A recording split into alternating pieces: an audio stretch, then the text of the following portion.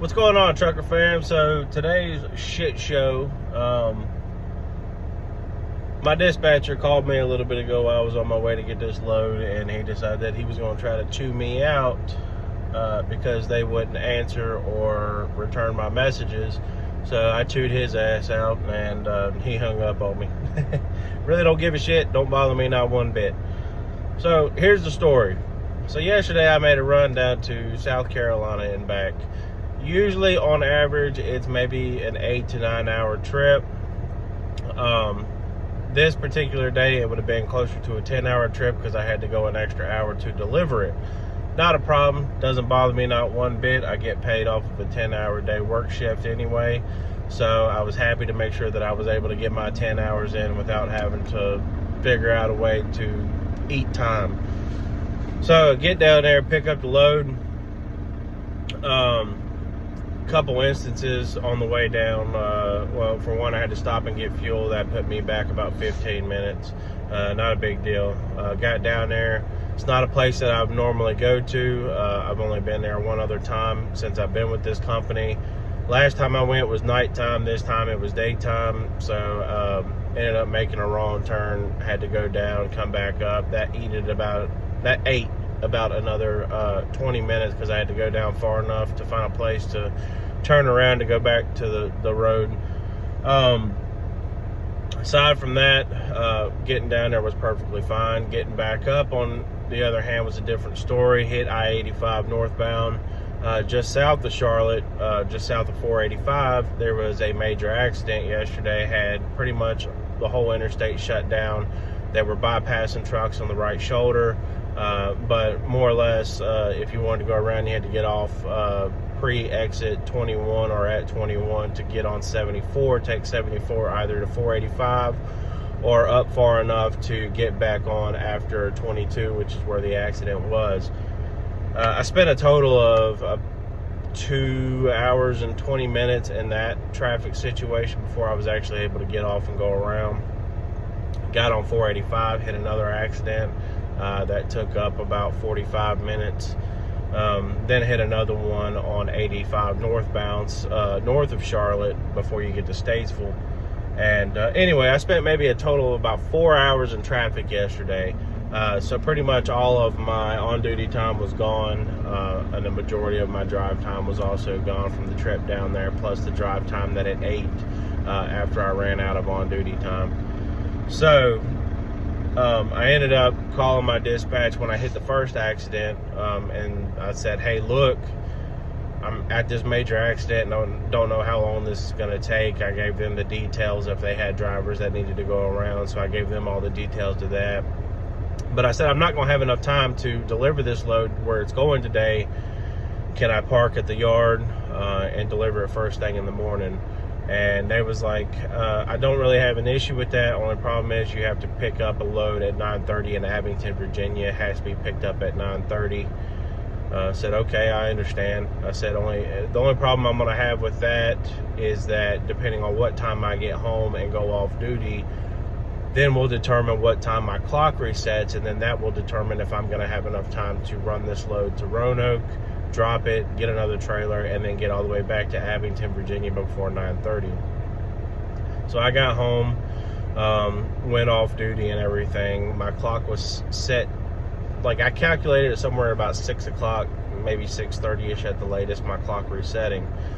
I knew I wasn't going to make the load that day yesterday, and I was going to try to do my best to try to get that load in today. But between the time that my clock reset, the time that it would take to drive to Roanoke, the fact that I would be getting to Roanoke right about rush hour time, then getting to the facility, getting in there, getting dropped, finding an empty, getting hooked up, doing a pre-trip on that, and getting back up to Abington here by 9:30 just wasn't going to happen. So when my clock reset, I called the dispatch. They didn't answer. It's not a normal occurrence, but it does happen more than it probably should. So I didn't get an answer from them, so I sent a message saying, hey, look, not going to make this this morning. Now, granted, this loads go into this yard all the time that go to Roanoke, and 99% of the time, it is perfectly all right to drop the trailer there to ensure that I make my pickups on time for these things that they say, and I quote, have to be picked up at a certain time. These are drop and hook loads. They're loads that go in there every day. We have these loads sitting on our yard all the time. There's certain days where there's so many loads on the yard that all I do for the day is just run these loads back and forth to Roanoke. So it's a normal occurrence for these loads to get dropped in there and then get delivered the next day. So I told them in the message, I said, look, I'm not going to be able to do this. Just the drive time alone would not allow me to get to Abington, and that's not calculating in traffic, that's not calculating in dropping hooks or anything like that. So I was like, I'm gonna drop this load here on the yard, grab an empty, and then I'm gonna run to Abington, pick this load up, make sure that it gets picked up on time, and then run it down to North Carolina, deliver it, and then whatever y'all give me back up to Virginia, I will do that, and then I will hook up to this load, get it to Roanoke, and get it delivered. I didn't get a response from that. I got to the yard, finished my pre-trip inspection and everything, unhooked from that trailer, hooked up to an empty. I sent another message saying, still haven't heard nothing from nobody. Here's my empty trailer number. I'm getting on the road to Abington, otherwise I'm not going to make it on time. So I get about halfway up to Abington. Dispatcher finally decides to call, and completely disregarding any and all the messages that I sent, or the fact that I even tried to call before I sent any messages. He said, hey, just wanted to check to see if you delivered that load to Roanoke this morning. I said, no, I didn't. I sent messages. I tried to call. I told him what I put in the messaging and all that stuff, and then that's when he decided to choose violence, which is not something you want to do with me, because I'm a pretty nice person. But the second that you decide to choose violence with me is the second that I put you in your place real quick. And I don't care where you're at on any scale. I don't care if you're an employee, a manager. I don't care if you're the CEO of a company. If you're in the wrong, I'm going to come back at you, and whether you like it or not doesn't bother me. So when he decided to choose violence, he just said, hey, look, he was like, we've told you time and time again that you need to call us if things like this come up. And I said, look, that's perfectly fine. I said, but I did try to call, y'all didn't answer, so I sent messages to cover my ass, because all these messages are timestamped. I said, I was told yesterday on my way up that this load had to be picked up at 9:30. I've dropped these loads in the yard in Dublin and delivered them the next day, and nobody's ever had an issue with that. As long as they get picked up on time, they're set to be delivered. It's an open window for deliveries. So, you guys tell me that these loads have to be picked up at this certain time. We had this discussion the previous day when I was stuck in traffic. So, the fact that I didn't get a response from anybody, I had to make a judgment call on my part, which was that I needed to make sure that this load got picked up on time. And they have local drivers in our town that can run these loads to Roanoke if they have to be there, or if they need them ASAP. So, if you guys would have picked up the phone in the first place, or just responded to my message before I even left the yard, then we wouldn't be in this predicament. Pretty much, he just kind of tried to yell at me. It was just like, hey, look, he was like, you just need to call us back to back to back to back to back. Calling is our primary form of communication. We don't have anybody to monitor the messaging board. Completely contradictory to what they told us in orientation, which was the messaging system is the primary form of communication between the driver and the dispatchers. If it is an emergency, meaning I got in an accident or I'm stuck in traffic or something that will prevent me from making my delivery or anything like that, that is an emergency, then I should be that is my time to call and talk to somebody to figure out the best course of action from there.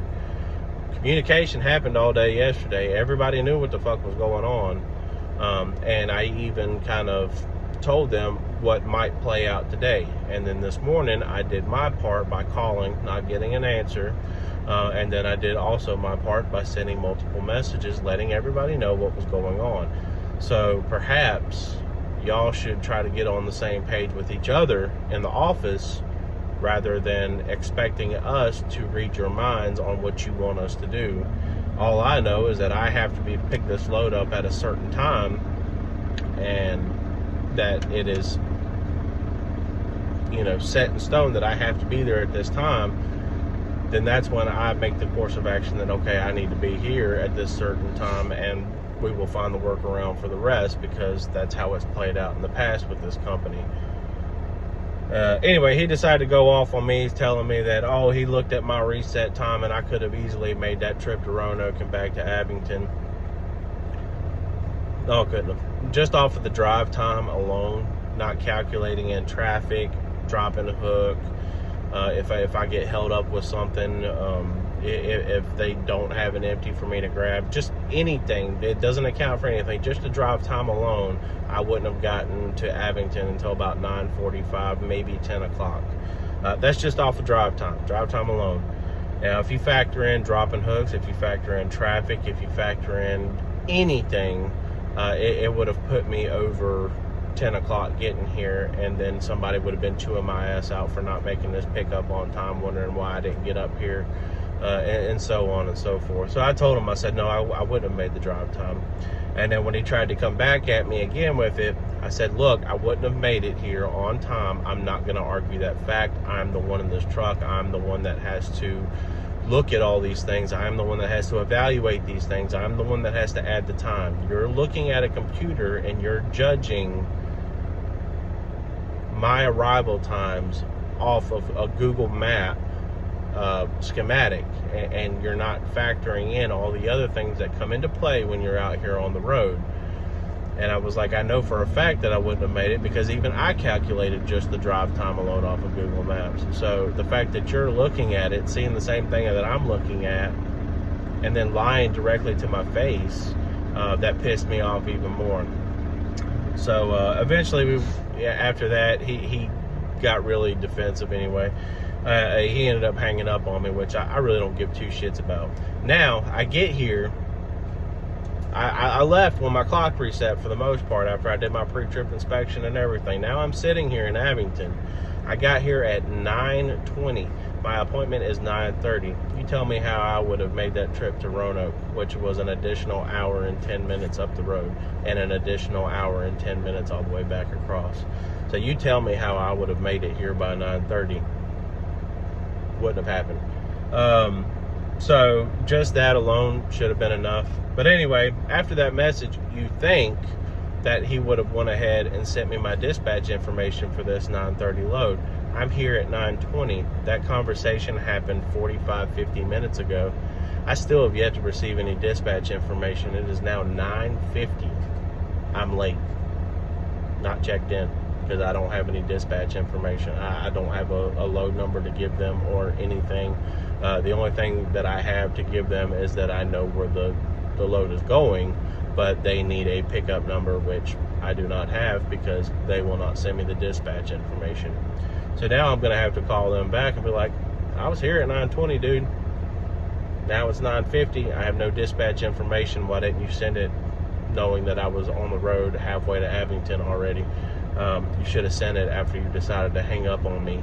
So now I'm going to have to do that to try to get this dispatch information so that I can go in here and get loaded.